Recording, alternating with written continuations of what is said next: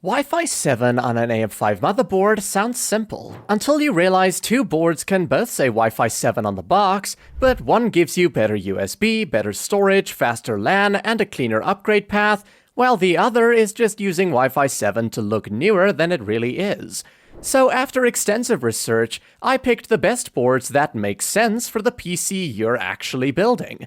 I'm going to keep this practical, so I'll show you which is the safest board for most people, the better value pick, the high-end board that's actually worth paying for, the best white build option, and the compact board I'd choose for a small AM5 system. And before the end, I'll show you the AM5 Wi-Fi 7 traps I'd avoid, because this is one of those cases where spending more money doesn't always mean you're buying a better board. You can check the current best prices in the description. Starting with the best AM5 Wi-Fi 7 motherboard for most people, my suggestion is the MSI Mag X870 Tomahawk Wi-Fi.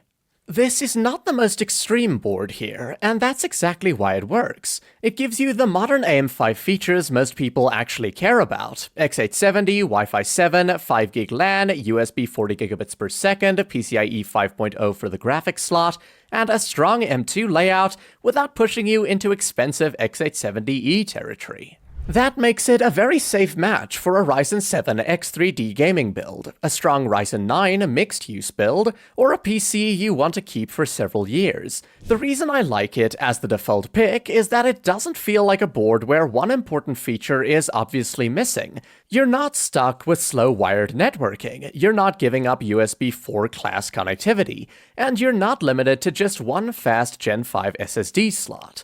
It also has the kind of build features that are easy to underrate until you need them: BIOS flashback, clear CMOS, easy M2 hardware, and useful troubleshooting tools. Those are the things that make a board easier to live with, not just nicer to look at online. The downside is that it's not a workstation monster. If you want to fill every slot, run several add-in cards, and build around a pile of drives, this is not the board I'd choose. It's also only the best overall pick when the price stays reasonable. If it climbs too close to premium X870E boards, the value gets weaker. But for most people, this is the sweet spot: modern, well-balanced, and not inflated just for the sake of having a bigger chipset name. Now, if that still sounds like more board than you need, the next pick is where I'd save the money. Before we continue, it would really help me continue making more videos if you support me by just hitting the like button and subscribing, or even with a comment if you don't agree with my suggestions or want to share your own. I promise, it costs nothing, just a few seconds. So now let's continue with the smarter value pick, which is the MSI Mag B850 Tomahawk Max Wi-Fi. This is the board I'd choose if you want Wi-Fi 7 and a strong AM5 platform, but you would rather put more of the budget into the GPU, CPU, SSD, or cooler.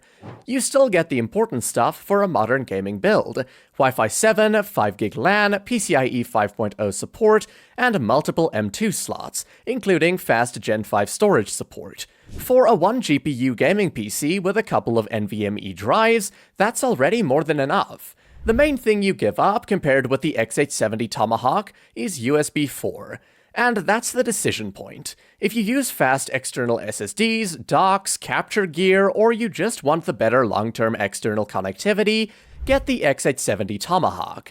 But if none of that matters to you, the B850 Tomahawk Max is the more efficient buy. This is also why I prefer it over some cheaper X870 boards. A cheap X870 board can be tempting, because you get USB 4 on paper, but sometimes you give up polish elsewhere: weaker audio, cheaper cooling, more awkward lane sharing, or a less premium overall layout. A good choice if you specifically want the cheapest credible path to X870, USB 4, and Wi-Fi 7 is the Gigabyte X870 Eagle Wi-Fi 7. I just wouldn't call it the best value overall. It's the cheap USB 4 option, not the more complete board. So if your priority is balanced value, I'd take the MSI B850 Tomahawk Max. If your priority is USB 4 at the lowest possible price, then the Gigabyte X870 Eagle becomes interesting. Next, if you're building something more serious, especially around Ryzen 9, the MSI MPG X870E Carbon Wi-Fi is where stepping up starts to make sense.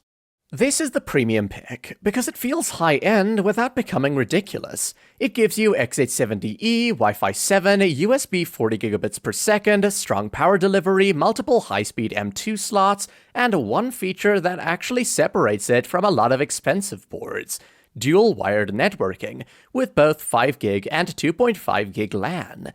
That matters more than people think. If you use a NAS, a file saver, a separate work network, or you just want more networking flexibility, dual LAN is a real advantage. It gives this board a reason to exist beyond just it costs more. This is the board I'd consider for a Ryzen 9 system, a creator PC, a high-end gaming and productivity build, or a machine where you know you're going to use the extra connectivity. The downside is simple: most gamers don't need it. If you're building around a Ryzen 7 X3D chip, one graphics card, and two SSDs, this board will not magically give you more gaming performance than the X870 Tomahawk. You're paying for expansion, connectivity, and platform headroom, not extra FPS. The ASUS ROG Strix X870E-E is the alternative if you prefer ASUS's BIOS or find it at a better price, but I'd lead with the MSI Carbon because it has the cleaner premium argument. Next is the board for people who care about performance but also want the PC to look like it belongs behind a glass panel. For a white or showcase AM5 build, the board I'd choose is the Gigabyte X870 AORUS Elite Wi-Fi 7 Ice. This is the white board that makes the most sense, because it doesn't feel like you're paying only for color. You still get X870, Wi-Fi 7, USB 4, PCIe 5.0 support, a strong power design, 4 M2 slots, and Gigabyte's useful tool-free building features. That combination is important. A lot of aesthetic motherboards either get too expensive or quietly compromise on the features you actually wanted. This one gives you the clean white look while still being a serious board for a high-end gaming PC. It's especially easy to recommend if you're building in a white case, using white memory, a white cooler, a glass side panel, or a vertical GPU. In that kind of build, the motherboard is part of the final look, so it makes sense to care about the design. The downside is the style tax. If the board is going into a mostly closed case, or your graphics card covers most of it, you may be paying extra for something you barely see. The Gigabyte X870E AORUS Pro Ice is the step up if you want a more premium white board. But for most white builds, the X870 AORUS Elite Wi-Fi 7 Ice is the better balance. Now, full-size ATX boards are the easy part. Compact AM5 builds are harder because every Mini-ITX board comes with trade-offs. For a small AM5 build, I'd pick the ASUS ROG Strix B850i Gaming Wi-Fi. Mini-ITX is not about getting everything, it's about choosing the compromises that hurt the least. And this ASUS board gets the most important things right. You get Wi-Fi 7, a PCIe 5.0 graphics slot, 2 M2 slots, and with Ryzen 7000 or Ryzen 9000 CPUs, both M2 slots support PCIe 5.0. For a board this small, that's a very strong storage setup. It also has the kind of features you want in a compact build: BIOS flashback, clear CMOS, QLatch hardware, and a layout that works for a premium small form factor PC. This is the board I'd choose for a compact gaming build, a living room PC, or a small Ryzen 7 X3D system where you still want modern wireless and fast internal storage. Just note that ASUS lists this board's Wi-Fi 7 at 160 MHz bandwidth, not 320 MHz, so don't buy it expecting the fastest possible Wi-Fi 7 implementation. The downside is USB 4. This board has fast USB, but it doesn't give you 40 gigabits per second USB 4.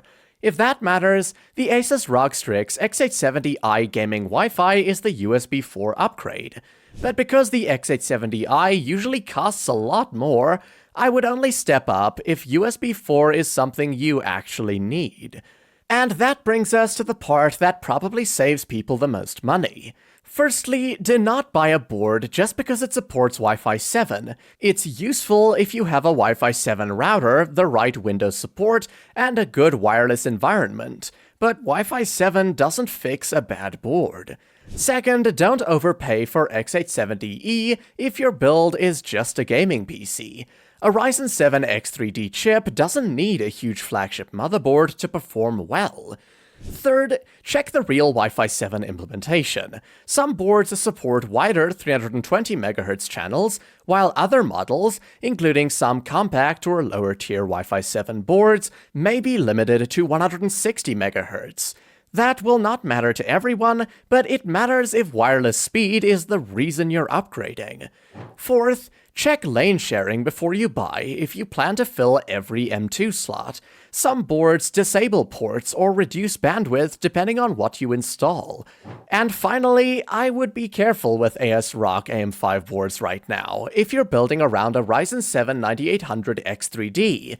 ASRock has boards with excellent specs, but with the rare continuing failure reports, I wouldn't make one the safe default recommendation until the situation is clearer.